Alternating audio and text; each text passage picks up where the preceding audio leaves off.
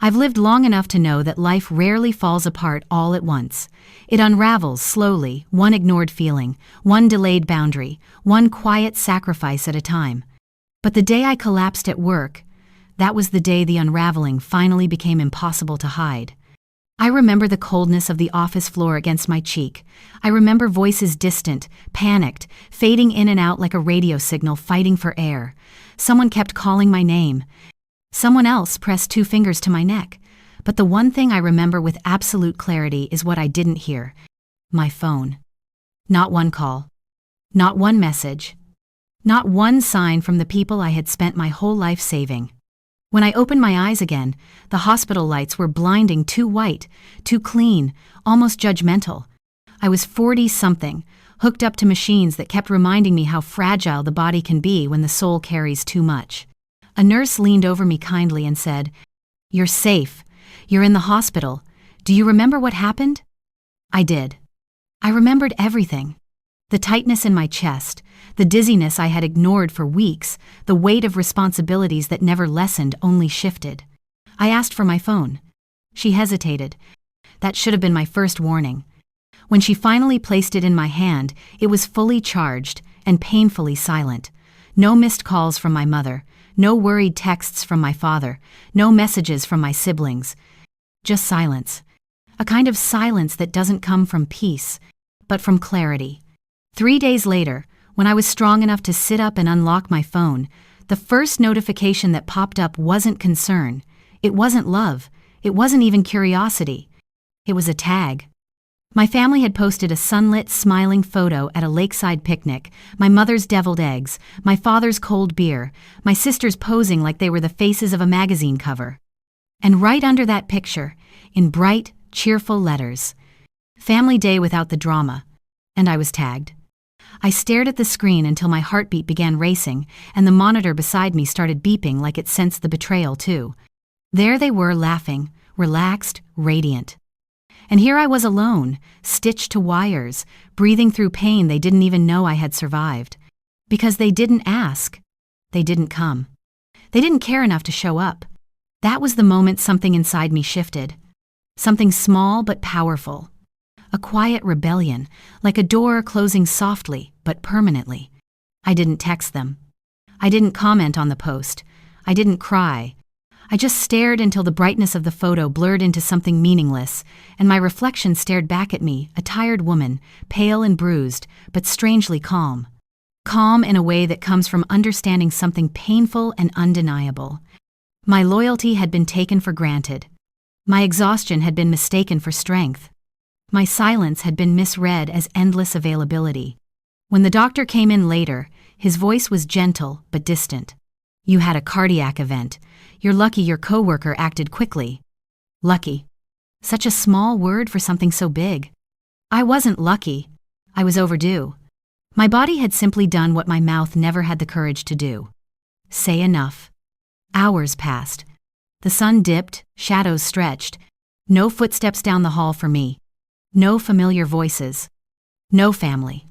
Then on the 4th day, everything changed. My phone buzzed nonstop, a long, vibrating hum that startled even the nurse. 74 missed calls. All from my family. As if panic could erase 3 days of silence. Then one message from my father. "We need you, call immediately." Not. "Are you okay?" Not. "We heard what happened." Not. "We're sorry." Just urgency.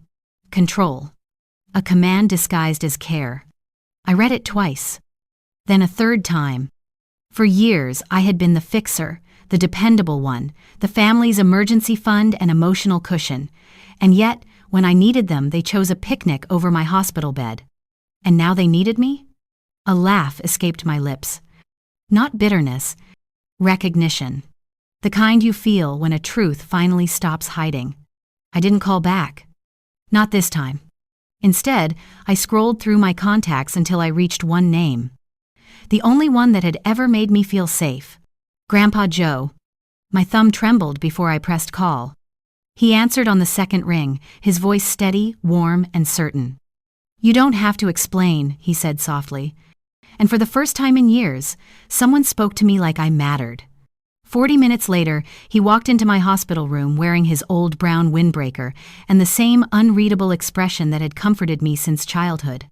He didn't hug me, he never was the hugging type, but he sat down beside my bed like he had been there my whole life. "So," he said, glancing at the machine beside me, "they finally broke you, huh?" I gave a tired smile.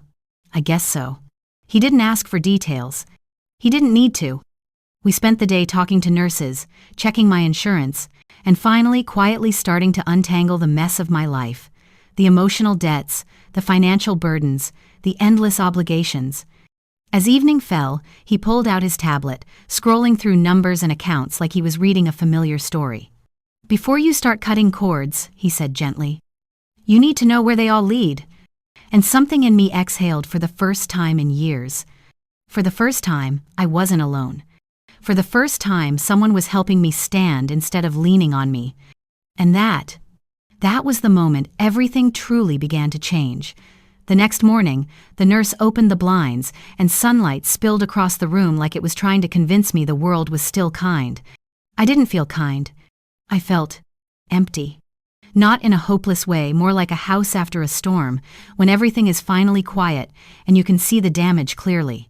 Grandpa Joe sat in the corner chair with his legs slightly apart, glasses low on his nose, scrolling through my phone like it was a case file. At nearly 80, his hands were slower, but his mind was still a sharpened blade. "Let's start," he said simply. He handed me my phone and nodded toward the banking app. My chest tightened in a way that had nothing to do with the heart monitor. We went through it line by line. There it was. Every quiet sacrifice I'd made, each one disguised as just helping. Weekly transfer to Mom's account. Monthly rent for Peyton's apartment. Automatic payment for Mom's car insurance. A lingering utilities bill for the house I hadn't lived in for over a decade. An old joint credit card line that still included my father. Each entry felt like a small betrayal I'd committed against myself. "How did I let it get this far?" I whispered. Grandpa Joe didn't flinch. "You didn't let anything," he said. "You were taught this was love. They were taught it was your job." He spoke like he was reading a verdict that had been waiting years to be announced. "You thought loyalty meant bleeding for them," he continued. "They thought loyalty meant you never stopped." I swallowed hard. The numbers blurred for a moment as my eyes burned. The IV machine hummed low beside me, acting like background music to my awakening. He reached into his satchel and slid out a notepad lined, neatly folded at the edges, the way only an ex-accountant would carry it. "Okay," he said, "we make a list." He wrote as I read the payments aloud. Weekly transfer to Mom, helping with bills. Marissa's monthly rent, just until her brand picks up. Peyton's deposit, only for this semester. Mom's car insurance. She's too stressed to handle it. Mortgage late fees. We'll pay you back. Joint credit card. Family emergency card. By the time we finished, the list was full, not just with numbers, but with patterns. Patterns of me stepping in whenever they felt discomfort. Patterns of me swallowing my own needs because theirs seemed louder. Patterns of me being the safety net that no one cared was tearing. Grandpa Joe tore out the page and handed it to me. "This," he said, "is your autopsy report." I almost laughed. "Autopsy?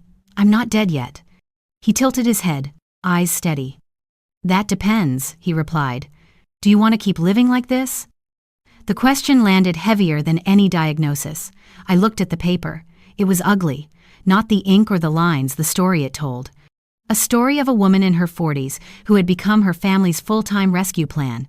A woman who could collapse at work and still wonder if she'd paid everyone else's bills that month. "No," I whispered. "I don't want to live like this anymore." He nodded once. That was all he needed. "Good," he said. "Then today we pull the plugs." It sounded dramatic, but in reality, it was a series of small, almost boring actions. I called the bank first. The woman on the line recognized my voice instantly. "Hi, Ava, how can I help you?" I'd been the reliable client, never late, never confused, always organized. I paused, steadying my voice, to cancel all outgoing transfers, every single automatic payment that's not mine. There was a short silence. "All of them?" she asked carefully. "Yes," I said. "All." She walked me through them one by one. Are you sure you want to cancel the weekly transfer to Elena Miller? My mother's full name sounded colder than Mom. Yes. The recurring payment to Marissa's account? Yes. The automatic rent deposit to Peyton's landlord? Yes. My throat burned, but my voice stayed firm. Every confirmation sounded like a quiet no more to the girl I used to be. By noon, they were gone. On the screen, the list of recurring transfers disappeared one after the other until only my own bills remained, my rent, my phone, my utilities. For the first time in years, my money belonged to my life. When I hung up, my heart pounded not from fear, but from the unfamiliar sensation of making a decision that benefited only me. Grandpa Joe watched me closely. You feel guilty yet? He asked, completely serious. I swallowed. Yeah, I admitted, a little. He folded his arms. That'll pass, he said. Guilt is just the tax good people pay before freedom. I leaned back against the pillow, eyes stinging. Freedom. I had never thought of it as something I was allowed to want. It didn't take long for the fallout to begin. First, a text from Mom. We just heard you were in the hospital. Why didn't you tell us? I stared at it. The question was a masterpiece of manipulation. Not, we're sorry we didn't answer. Not, we should have been there. Just a subtle shift of blame back onto me. Then Peyton. Can we talk? This is all a misunderstanding. A misunderstanding. Like a picnic during my hospitalization was just a scheduling conflict. I didn't reply. Grandpa Joe flipped a page in his newspaper, not looking at me, but I could feel his attention. You're allowed not to respond, he reminded me. I nodded but said nothing. By evening, the notifications multiplied. Missed calls. Voicemails. Long, dramatic texts full of half-truths and rewrites of events I'd actually lived. Mom again. You know your father is stressed about the mortgage. We're all going through a lot. There it was again. Stress. Mortgage. Need. Not love. Not remorse. Not accountability. My stomach twisted. The strangest part was that for a brief second, I almost gave in. The old script rose up inside me like a reflex. They're your parents. You're the responsible one. They need you. But then I remembered that photo. Family day without the drama. I remembered lying in that hospital bed while they laughed beside a lake. And suddenly, the urge to fix things drained away like someone had pulled a plug. Grandpa, I said quietly, if I stop helping, they might lose the house. He lowered the newspaper and looked at me over his glasses. You are not the bank of last resort, he said. And even if you were, they spent the loan on pretending everything was fine. He let that sink in. You didn't put them in this position, Ava, he added. They put you in the position of choosing between your life and their comfort. You chose your life. That's not selfish. That's overdue. I pressed my lips together to stop them from trembling. That night, I didn't answer a single call. I let the phone buzz until the battery died on the side table. The silence that followed didn't feel empty this time. It felt clean. The next day, I was discharged. Grandpa Joe drove me home in his aging sedan that smelled faintly of coffee and old leather. My apartment felt smaller than I remembered, like the walls had watched everything and were waiting for me to acknowledge it. I set the hospital bag on the floor and stood in the middle of the living room, breathing in the quiet. No one calling my name, no one asking for money, no one reminding me of what they needed right now. Just my heartbeat. Just my space. Just me. My phone, now fully charged again, buzzed on the counter. I glanced at it. Message from Dad. This is serious. Call me now. Everything is falling apart. A few months ago, that sentence would have sent me into panic mode, opening my bank app, calculating transfers, choosing which of my own bills to delay to save theirs. Now, I just read it.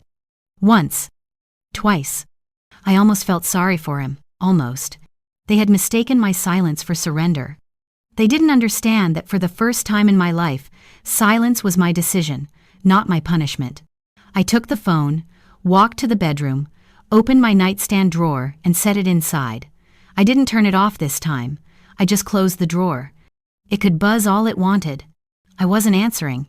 Freedom, it turns out, doesn't arrive with fireworks or applause. Sometimes it just looks like a closed drawer in a quiet apartment and a woman in her 40s finally choosing to rest. 2 days after I left the hospital, my apartment still felt like a stranger I needed to reintroduce myself to. But Grandpa Joe, he felt like home. It was his idea for me to come stay with him for a while. "Clear your mind," he'd said, "and let's clear your life while we're at it." So I drove with him to Portland, his modest one-story house with creaking floorboards and a faint smell of old wood and fresh coffee. He lived simply, no drama, no chaos, no emotional traffic jams. I think that's why being there felt like breathing clean air for the first time in years. As soon as we walked in, he set his keys on the small entry shelf and snapped on the overhead light. "Kitchen first," he said. "We work better with food." He kept it straightforward: sliced apples, peanut butter, 2 mugs of dark coffee. Then he wiped his hands on a faded towel and gestured toward the dining table. "Sit, we have work to do." I sat. He disappeared into his small office and returned carrying a thick manila folder, a portable scanner, and a stack of blank spreadsheets he'd printed earlier that morning. "Let's take stock," he said, as if we were preparing for a company audit instead of dissecting my life. He spread out the papers with the precision of someone who had spent 40 years as an accountant. His movements were slow, but purposeful. "Every story," he said, "leaves a paper trail. Yours just happens to be in dollars." I knew he didn't mean it harshly. He meant it honestly. I unlocked my bank statements, credit reports, old email threads, everything. He scanned pages, scribbled notes, and asked questions in that calm, quiet tone of his. "When did this transfer start? Was there a verbal agreement to repay? Is this your signature or theirs? Why is your name on this insurance policy?" Every question peeled back another layer of a life I had been living on autopilot. The more we uncovered, the sicker I felt. The unpaid mortgage fees. The money I had unknowingly covered. The loans taken in my name. The insurance policy where I was responsible but not insured. The credit card lines where my family used the card but I paid the interest. The late fees I had covered without ever knowing they existed. By the time we were done, the truth was clear. I hadn't been supporting them. I had been funding them. And they hadn't built a life, they had built a performance, held up by the scaffolding of my silence. I stared at the table, my hands trembling slightly. "I didn't know," I whispered. Grandpa Joe didn't look at me with pity. He looked at me with recognition. "Of course you didn't," he said. "Good people rarely see exploitation until they're drowning in it." I wiped my eyes with the back of my hand. "They said they'd pay me back." He nodded. "They said that because they needed you to believe it." He tapped his pen on the table. "There's something else," he said. "Your parents, Robert and Elena, they've been struggling more than they told you." I tensed. "How much more?" He slid a document across the table. "A mortgage summary." I scanned it and felt the floor tilt beneath me. They had taken out a second mortgage. Then a third. Both without telling me. Not only that, they had used the house's equity to pay off Marissa's credit card debt. And Peyton's boutique candle business loan, and the medical bill that belonged to neither of them. I felt heat rising behind my eyes. They put their house at risk for candles? He shook his head. No, they put their house at risk because they believed you would always, eventually, fix it. And there it was. The truth I had been too tired to articulate. They didn't rely on me. They depended on my inability to say no, and as long as I kept saying yes, nothing would ever change. I sank back in my chair, chest heavy. "So what happens now?" I asked. He took a slow sip of coffee. "Now," he said, "we protect you." He pulled out another document, a trust formation packet he had started years ago, when he first suspected they might come after my finances if anything happened to me. "It's time," he said. We sat together for hours, going through line after line. He explained every clause, every legal term, every small protection I had never known I needed. By the time we were done, all my accounts were being shifted. Everything was moving under the trust, protected, secure, unreachable by anyone but me. "You're safe now," he said quietly. I didn't realize how much I needed to hear that until the words settled inside me like warm sand. But as with every step forward, there was a reaction. Because the moment my finances stopped flowing to them, my family began to panic. My phone lit up constantly. "Mom, we heard rumors about the house. Please call us." "Dad, everything is falling apart. You can't do this." Marissa, if you don't fix this, we're going to lose everything. Peyton, I'm not like them. Please don't punish me too. I didn't reply to a single one. Grandpa Joe glanced at my buzzing phone and smirked. They're not reaching out because they care, he said. They're reaching out because they're cornered. I exhaled shakily. That night, as the sky darkened outside and the house grew quiet, he placed a hand on the table. There's one more thing, he said. He opened the folder and handed me printed email threads, messages between my parents and a small law office. I scanned the header and froze. Emergency petition for temporary conservatorship. My breath caught. They were trying to control my finances? He nodded.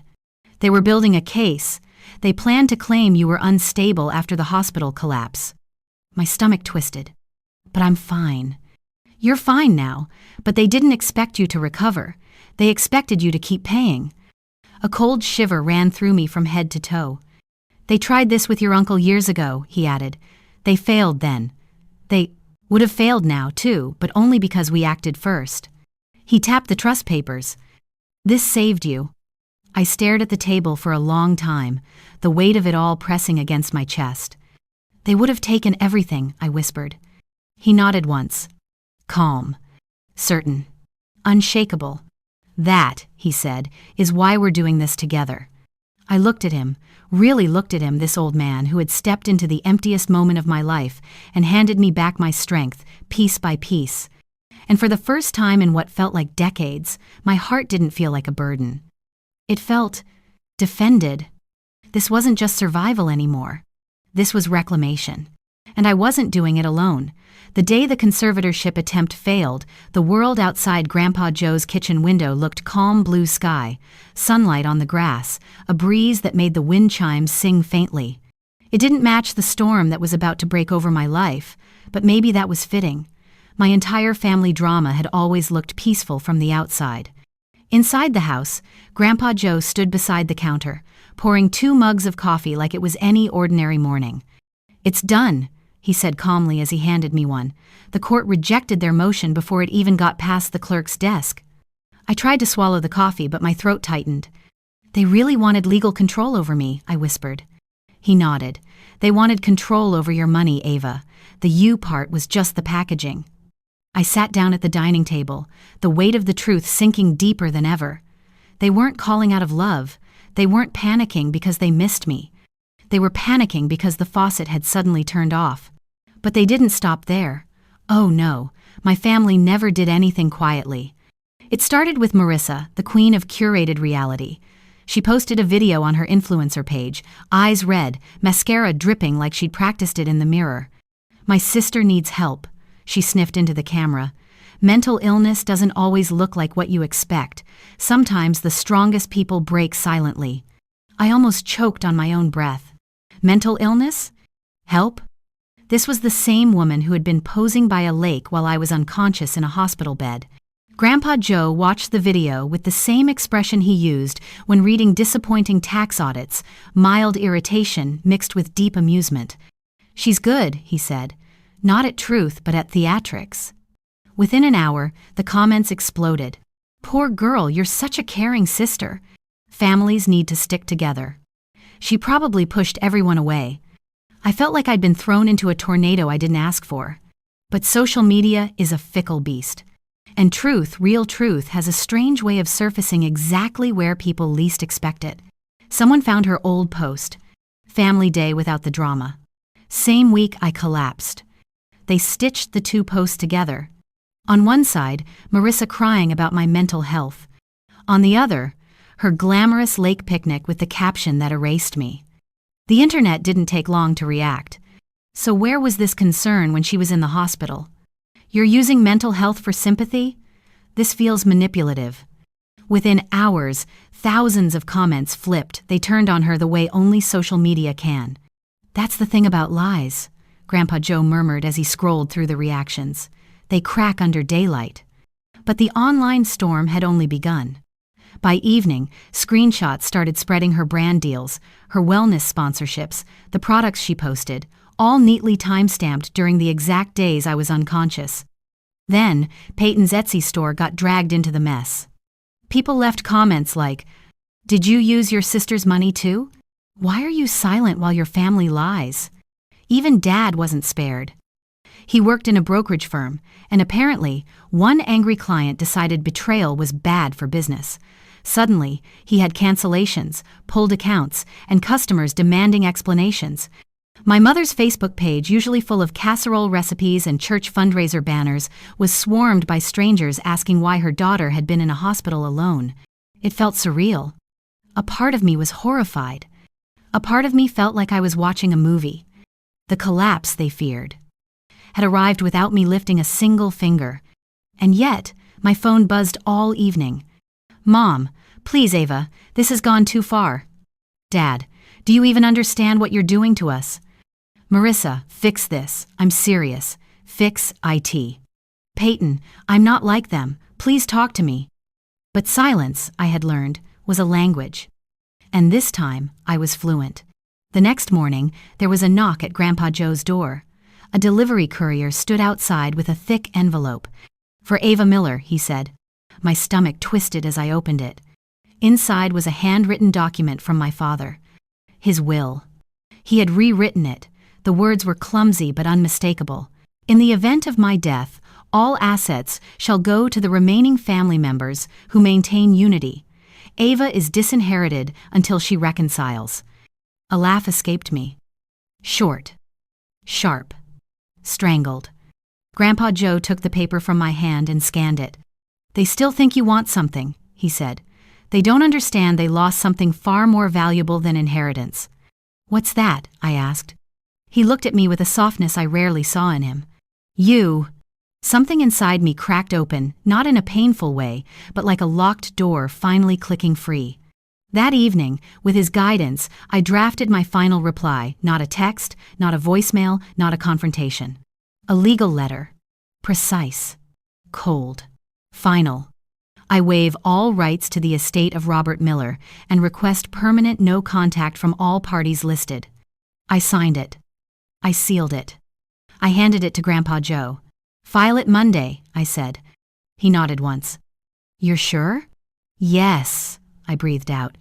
"I'm done trying to prove my worth to people who only valued my usefulness." For the first time in my 40-something years of life, I felt the ground beneath my feet instead of the weight on my shoulders. And for the first time, I understood what true freedom costs. It isn't cheap. It isn't painless.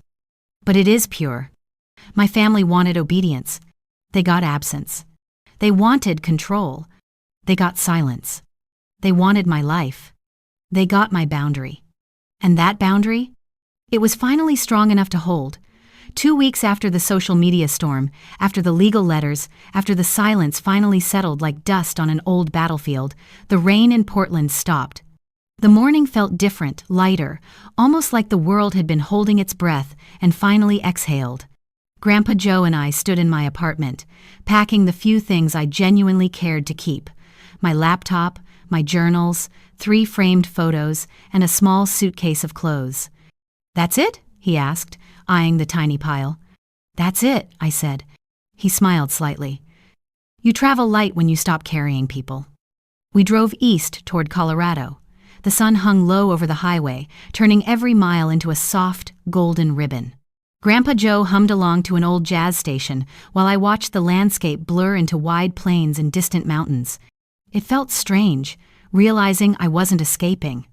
I was arriving. We rented a small cabin near a ridge lined with tall pine trees. No traffic, no guilt, no buzzing phone demanding my exhaustion. Just wind, wood, silence, and a view that invited you to breathe deeper than you have in years. The first night there, I sat on the cabin's wooden porch steps with a steaming mug of tea. The air was cold, crisp, honest. Every breath felt like a cleansing. "I don't know what to do now," I admitted quietly when Grandpa Joe joined me with his own mug.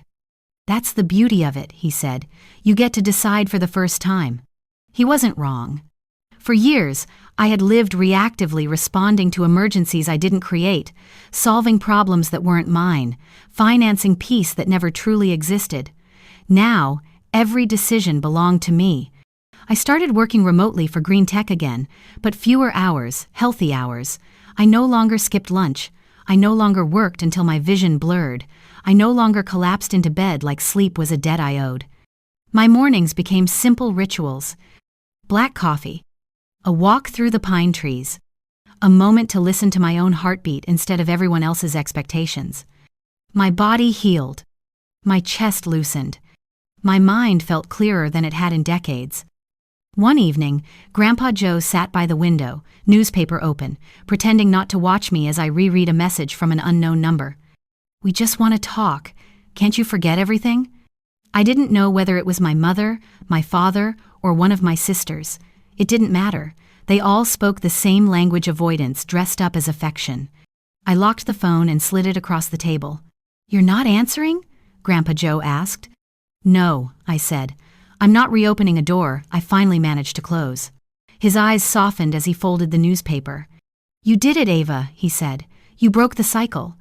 I looked out at the mountains, glowing orange in the fading sunlight. "It only cost everything," I said with a small smile. He chuckled.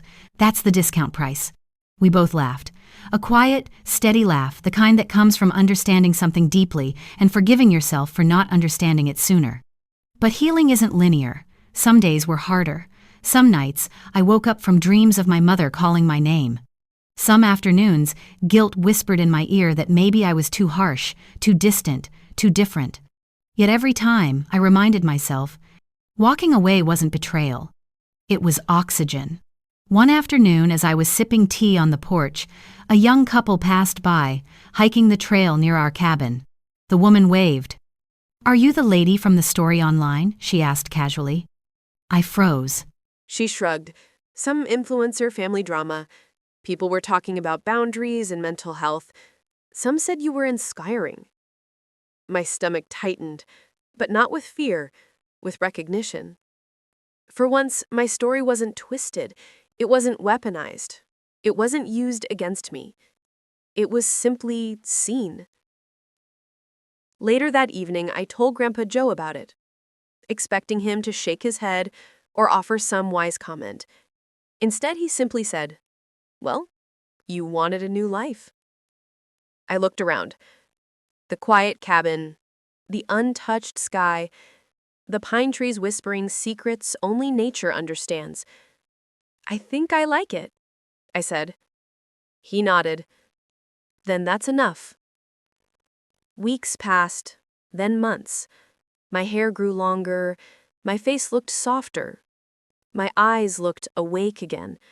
I didn't check my phone like a reflex. I didn't brace myself for disappointment. I didn't shrink myself for anyone's comfort. I became a woman who occupied her own life fully, finally. Sometimes I would get letters from distant relatives asking what really happened. Sometimes strangers sent messages saying they'd escaped similar families. Sometimes my own sisters would attempt to reach me through fake accounts or mutual friends. But I never responded. Because some stories don't need new chapters. Some stories end exactly where the healing begins. My greatest fear had always been being alone. But standing in that Colorado air, surrounded by silence that felt like safety, I realized something else. I had been alone. For years. Just never in a way that freed me. Here, I wasn't alone. I was at peace. There's a difference. One crisp morning, as autumn crept into the valley, I found Grandpa Joe sitting at the porch table with a fresh pot of coffee and 2 mugs. "You ready?" he asked. "For what?" "To live," he said simply. I sat beside him. The sun warmed my face, birds called from the treetops. The world felt wide again, like it had been waiting for me. "I think I'm ready," I said. He nodded. "Then that's enough." For the first time in my life, I wasn't the fixer, the provider, the daughter who owed everyone. I wasn't a walking safety net or a silent sacrifice. I was just Ava. A woman in her 40s, alive, unowned, healed enough to keep healing. A woman who had learned that peace isn't given, it's claimed. And I claimed mine. To anyone who has ever been called selfish for choosing themselves, I hope you know this. You are not selfish, you are surviving. And sometimes the bravest thing you will ever do is walk away from the people who taught you to break yourself for their comfort. They can keep their version of the story, their pity, their rewritten memories. I'll keep my stillness, my freedom, my laughter, my life. And if you've ever had to walk away from your own blood to heal, your story belongs to you now. You survived, and like me, you deserve peace.